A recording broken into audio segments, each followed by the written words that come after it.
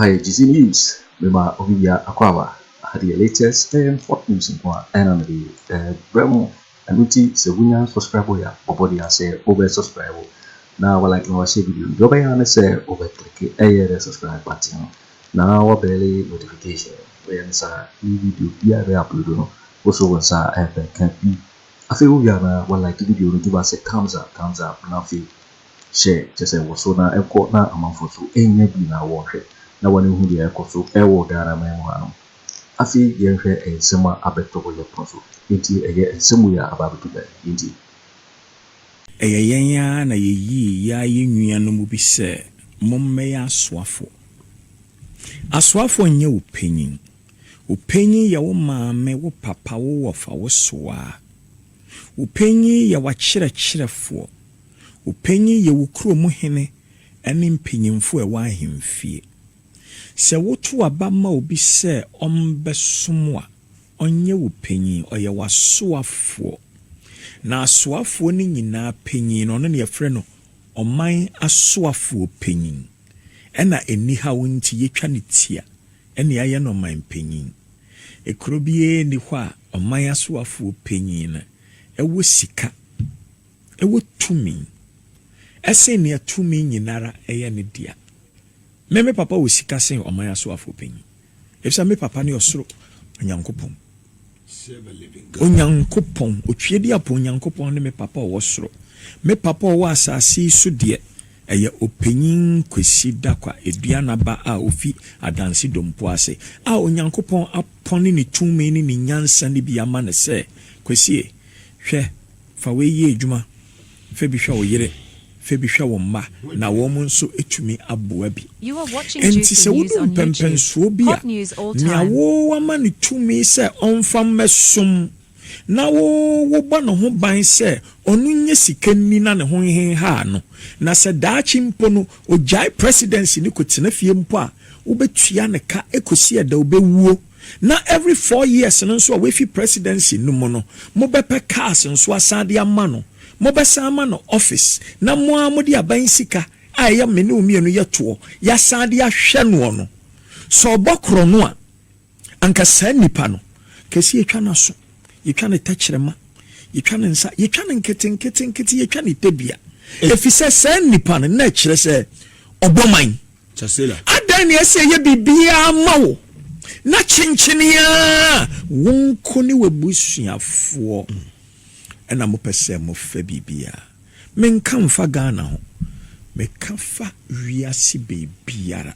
It is a sad Britain ene me second home.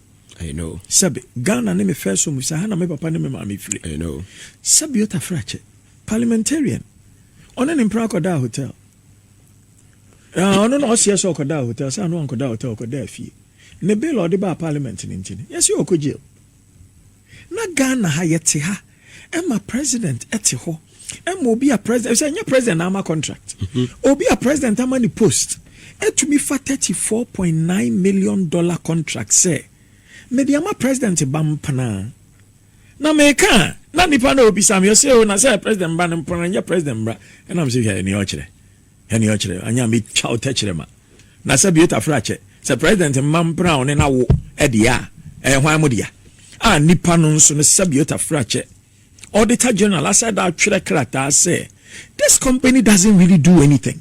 One more GSK dikwa. It's a pam for no work that. Mommy yam pam wom, mommy a pamon crom for a year jumanina. Any jay jumanuma woman, maybe sa president is a hanya bia. Wo Bobra Edenokre Apesika Ediasha Wayne Womba. And now watch Ra Womasani a bokrono. A bedroom rebia wo obedi man penny bia wo kromhano. Dache wo ba pemampenye dia yampene ese na che watete ne krono mu adan ye pese enti kwala no mu ko school no mu ni nkrofo abensi wo mo onim dia sen wo mo a wo mu so ye adwuma mo classmate adan ye yesa ini mo adan meka ubenya obi asabe nkrofo ti ahoro to nanum no abegina TV so no point screen ono nso no memfi no banasa mo obegina de obejina TV so no point screen weather forecast there be no say memfi ni ntini say afi na sema ba mate say obi send me video obi say na so kotina TV so ni nwia ne me na memfrɛ no na ma Captain Smart in my terms we fear ni na say Paul eden na ye no if say Paul say me can say bi kire we say o mama refie mu a me say wadam kramaya wo fie no mu na obepo na opoa no mama wo ofie wura no hu nipa eba na wo mo so kraman no watching juicy news on YouTube no mo de kraman no ejina nchen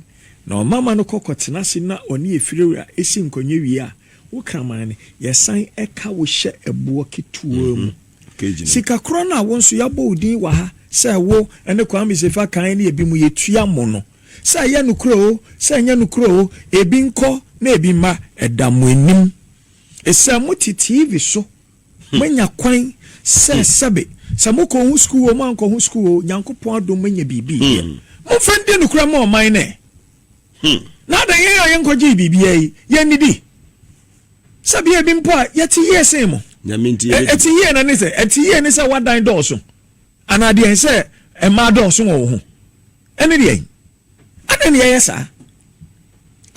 yesa na chief imam Sammy o pesa me kan wada wor ma de ntia me pesa me be mo ho no se messages amenya nyina ne se yenuanom muslimi fo ni bitie o mo se o mo ya disappointed in me se me pesa me kan o mo de adentina waka otabel aka ye agenasare waka asofo ni nyina enye o mo nyina maka bi enti se kan chief imam de no se wan ka de o mo se national men so de madam fofo nso a sebe o mo ye alaji fo ni hie mo be so mo hu di o ma tra fa chi enra kra ba ko ba me ho no be kasa isa our tema you together isa dollar mamuti says yeah isa 74 isa 74 also national chief imam and here 3.4 pacho make kind of guso government must prepare an exit plan for the national chief imam obi papa otiase onwuye no wo aban na obe prepare exit plan na ma no that what nonsense is this obi papa a otiase no what wo amu wa aban mu no na mo be plan exit plan amano what is this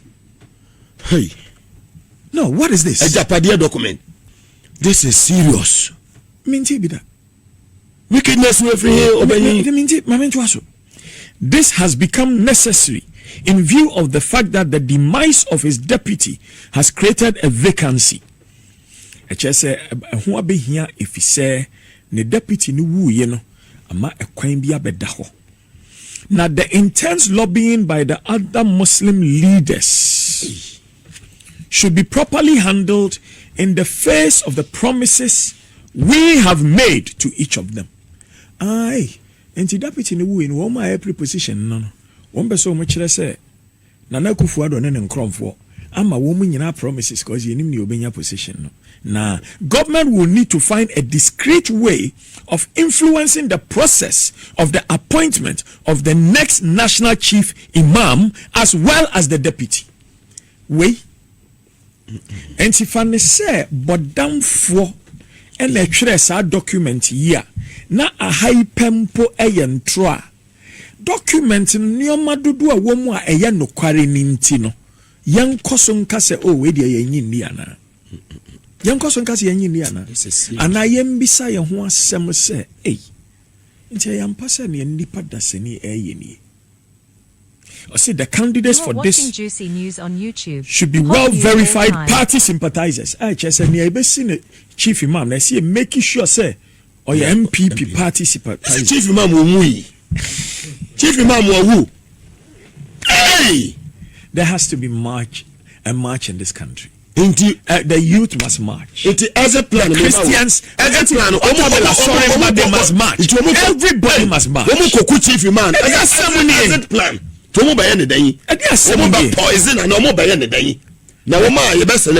candidates for this should be well verified party sympathizers who are likely to stand with the party in crucial circumstances. Jesus Christ. And one betumi agina say ye befa wo mo besi chief imam on we anan Any the deputy na waka baby anan e was say won mo ye party for. Ti Bawumia de mo se bibi ba won mo betumi egina aka bi amayen. Da ben ye kan say yemfa religion any state emfra. Eba ne sen and afedi and yedrunie. Or say Nana has shown his love for the Zongo community. Kwesi asem. Oh my God. Nana has taken bold steps towards breaking the NDC monopoly of the Zongos. Now NDC, what monopoly of Zongos? I don't know. And some person just a Zongo for no be any on one again. A party for a chilo move again.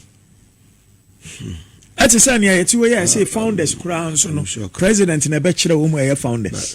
President Daben of a historian. The king. Emma, perhaps a dear Bakwaminya, would be two mammy pane. Jebi Dankwa. Letter or ya and just on no book I'm in Krumechi. On Pesa Ghana, even independence.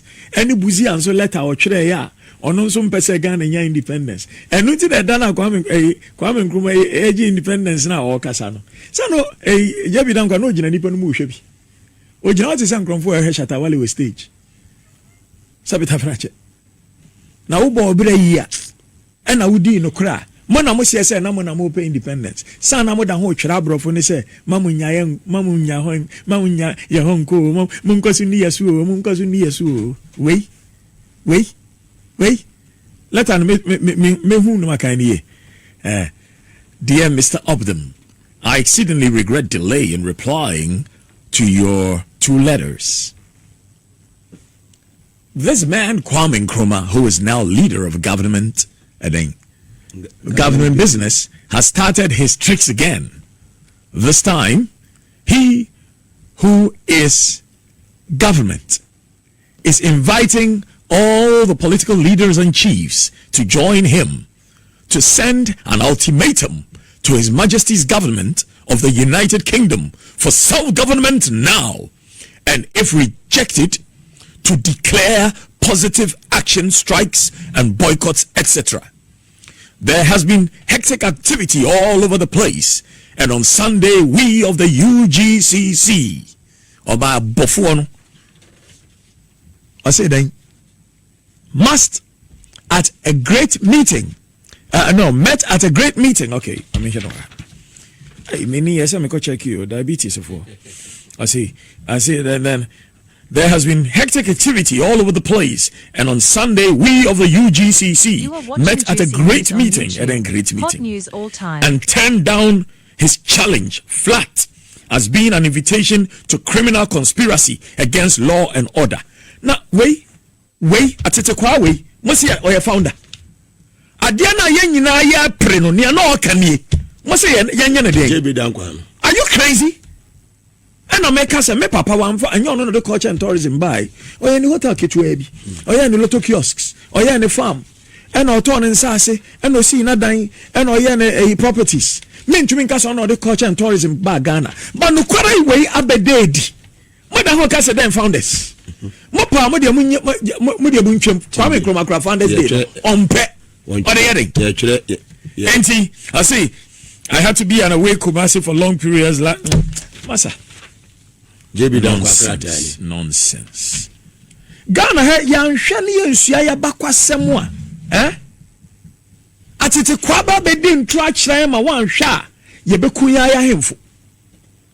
Yan pe na ye ensua no kware a atete kwabi ba bedada mama asambwe dia mama nkala me. Which one is my camera? That one. Ghanaians, do understand this. You may love somebody dearly. You may elect somebody unconscionably, but once you elevate people into positions of attention, affection, or power, it does not mean they determine what is true. Truth itself is the ultimate power. Kind of way. Ubetumi adobi. Ubetumi ama urefi unwa kotua babone. Ne mum se wuyi obi na umani tumi wia. Eno nkyerɛ sɛ ne ɔno ka bia ɛyɛ nokware. Emom nokware ɛne tumi nyinara panyin. Mama yɛ nyinaa yɛmpɛ nokware. Na yɛnhwɛ sɛ yɛyi obi si beebi a yɛbɔ no ho ban na ne ɛsɛ de ma ne yɛde ama no na ɔfɔ ɔman kapra yɛakye natum. US president bi bae a ɔde ne nua bɛma on try case baako mpo wɔ court da ɛyɛ attorney general ɛno nti president no mu kun no office no nkrɔmfoɔ yɛ ahyɛ mmara US code 3110 ɛyɛ the code on nepotism sɛ wontumi mfa wo nua wabusuani ɛna ɔmo to mo kyerɛkyerɛ ne nyinaa mu ɛmmɛhyɛ position bi anaa ɔmo promote no agye sɛ ɛkyɛ sɛ biribi wɔ hɔ ɛkyerɛ sɛ nipa no ne ɔyɛ no obia ntumi nyɛ nti ne ɛbɛyɛ ne saa anyɛ sɛ ɔman yi bɛbɔ because anyɛ sɛ adakye adanseni bi ba na ɛkyɛ ɔno nso sɛ adansefoɔ nko a yɛn nso yɛmbɛyɛ nneɛma wia Ghana sika nyinaa na daakye ahonani bi ba ɔno nso yɛmbɛyɛ nneɛma Ghana sika nyinaa na daakye bi sɛbi dagati ni bi ba ɔno nso sɛ yɛmbɛyɛ nneɛma wia Ghana sika nyinaa wei meka ne sɛ ana wonte aseɛ enti yɛmfa party a wɔ ho ɛmfa ntɔn a wobɔ ho nea ɛyɛ bɔne no CPP mu o GCPP mu o Ekuadonko mu o NDC mu o MPP mu o bɔne ɛyɛ bɔne si yɛntumi nyɛ saa deɛ na yɛn nyinaa yɛ atete kwa metiaseɛ sɛ nipa pii ɛni akokuduro obi so ɔmo wɔ akokuduro bɔ no mo nam wɔ atente rota ne to esa wakwaje contract bi a contract ne 2 million enso ay contract ne 17 million on nkromfo akɔkye etu onim na obekasa sani nkromfo si yenya file wɔ nkromfo so no ye na sɛ mbepue na sɛ ye nyame asɛe me enso ya ne ntia kɔ contract bi mi ankɔkye no ana nkɔpɔ ba bi asɛm nka no ne ne ye pempo dia asɛe me mmire bi mpo ana ye abanfo from pon so na wɔ so no Obani say, I was never raped. I would never say I've been raped. Ebe simbe. Obani ni statement wo baby ya. Wo ye papa. Wo fru edua pa. Ewa abrichi maimua ye pian. E krom ha wo fru dua pa ye twe oba fom. Agye se wo kokotokoto e jimifo. Ene ye hwifo. Ene abomanfo. Aden. The Kennedy na odi jaye kwan na say maboto ni amidi jam kwan ni say asofo na chief exit plan maybe almost say the national situation as regards the media landscape. Phase 1, we envisage that the role of Kojo Kyeremanteng will continue to be crucial in our quest to dominate the Ghanaian media landscape. He was super when planted around some of the bigwigs of the Eswa Mills Mahama government. Na owo Joy FM no ni secret recordings oyiye efa won ano mo wa aban mu no eboa ema ye hu wo discussions ema eboa me ye strategy eno nso nti na yetumi de ewin landslide 2016 otoa so se enya wanwa se gabi ochire daako eye bibia se obema young man Kojo Kyeremanteng promotion ekosi substantive information minister na gabi wana tu abama mi gabi obi atu abama wana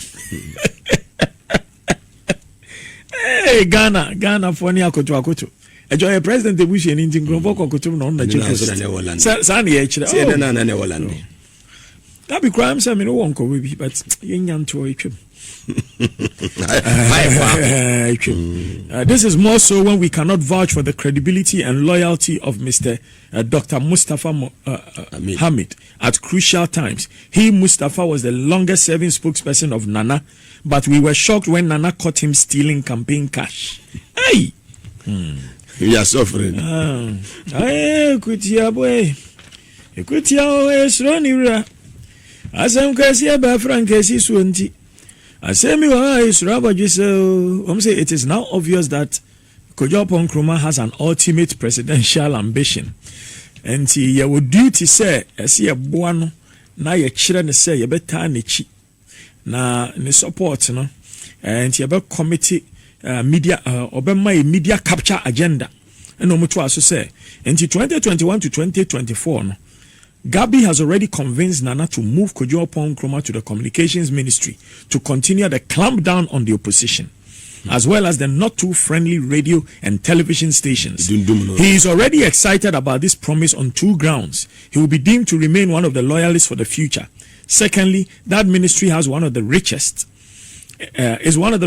hence a conduit for him to increase his personal financial muscles for his presidential ambition. To me, piano ministry bia sika wo ho sene be ya betumi abokro no na wo de aye nea wo pese wo ye daache enti Ghana fo mu miemu ye ni ye po bia nkoso na emom ye yi asoafo a ye nhwe mu ni nokra na emom me wasam so ka kire parliament akwadworo kakra wo ho okay efisa mehwe nea okugyato ablakwa eye sesi eye se parliament se nipa fa pe ebe yese mefa nneoma mienu bi pe na meni won ametuo mu ka medie kire ahwemu nyina ekosi tire a wodi asa wo party de mpo na wontumi nhwa hwe party foforo de ne mfa ende dia ebe bo man ni nyinara ese ne ekọ de enye ne ekọ just a Ghana here change here change oh change de obi obekase yen here change na oyare na enye change kwase change na mom wo a wo ba biara a wontumi prosecute krono ya yehu nyinara no na chese wan kasa no wontumi embue wano anka eno kanea enye so bi ato abama. I'm telling you very well, don't just say may be your infrastructure na ma alleviate poverty. You must also chase the people who have stolen from and destroyed this nation. Medamase yo waiting for we the sema abameto ye so na ka wo say GCD so na wo hwe no se wunya subscribe ya omori na say o subscribe no like it na fe so wa share video no ama for any bi ahwe ozo beti a kire wa dia fa ye se wunya ho e wo comment box ni wati ni gabi in my next video. Thanks for watching. Like and share the video. You can also drop your comment. Please don't forget to subscribe. Click on the bell to turn on the notification.